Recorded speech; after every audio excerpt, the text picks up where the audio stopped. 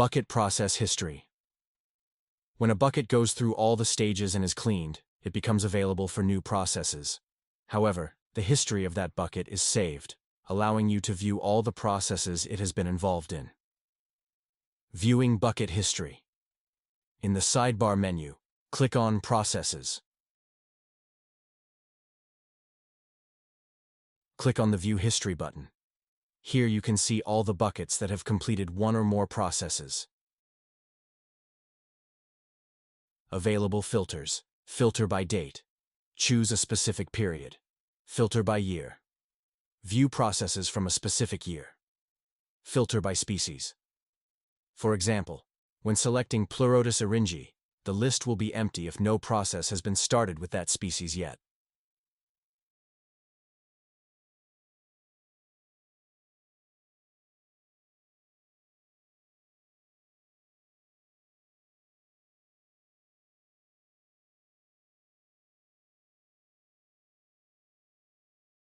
Filter by status.